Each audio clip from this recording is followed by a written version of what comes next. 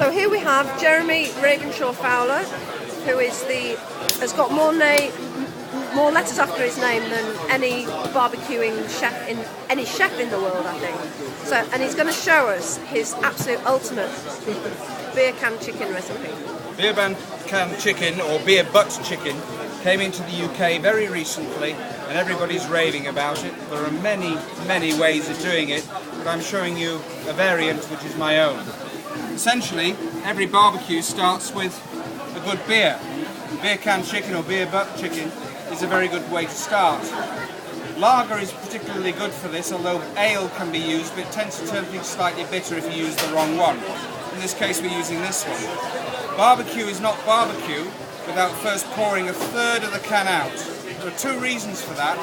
One is if you leave the can full of ale, it will bubble over and could cause scalding or reduction in temperature in your barbecue.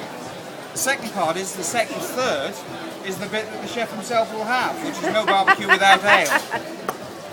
The beer can then is placed down, and you get a clove of garlic, which you don't have to peel. Crush it open. Don't cut it, but tear it. It bruises it, releases the aroma very quickly. Pop it inside, and then get some herbs of your own devising. In this case, I'm using a woody herb, rosemary.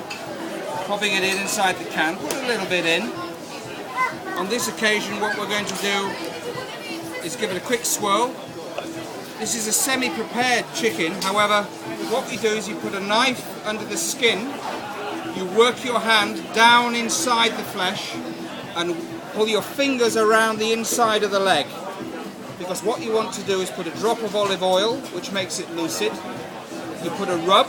The rub can be of your own devising. In this case, we're using a Weber rub, which they do many different things for fish, chicken, poultry, etc.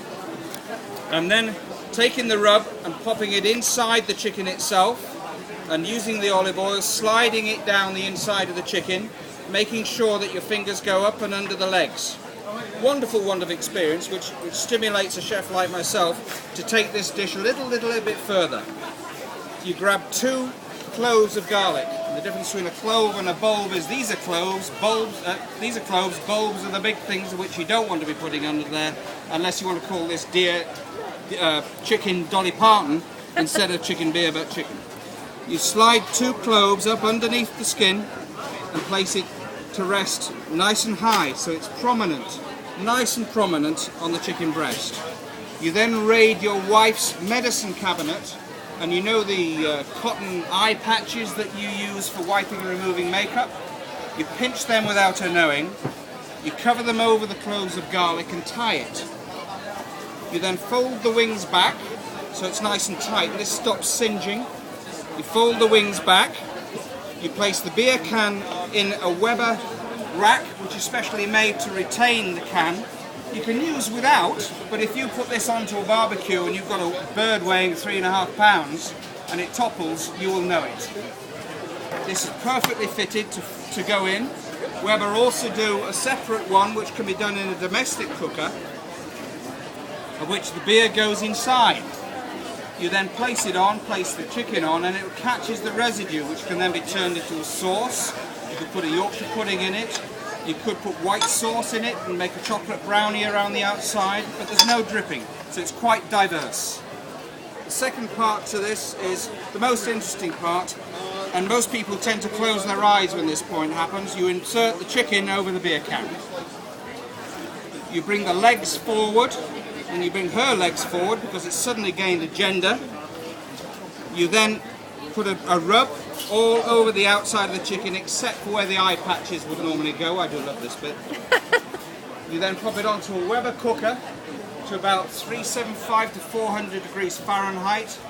You're looking at 190 to 200 degrees Celsius for an hour and a half. You can baste it if you want. Weber have got a fantastic basting device whereupon the residue off the brush, which is heat resistant, dribbles back into the container and you can reutilize it and there's no dribbling. How many times have you walked into a kitchen and knocked the handle of a basting brush and it's gone over everybody? So an hour and a half later, we check the temperature of the bird. We know it's cooked. Anything that's cooked runs clear if you haven't got a temperature probe. However, we do have probes. We have the normal inserting probe, which Weber do very cost effectively. And we have a remote control probe, which this can clip to your belt. And you can plug the remote wire, which goes into the joint, which the gentleman's holding there. This then will reach set temperatures on chicken, pork, lamb, etc., preset. And you can go and have another glass, and it doesn't just beep, it tells you it's ready. So you haven't got to worry about these things. That comes in a very nice little receptacle case, so you can have it set somewhere on a table. Imagining further this has been cooked, I'm afraid the cooked ones have all been gobbled up really fast. You bring it out, you snip the string on the back of the back of the chicken, you remove the eye patches, you open the arms up to welcome, and you put the lady back on the Mediterranean beach.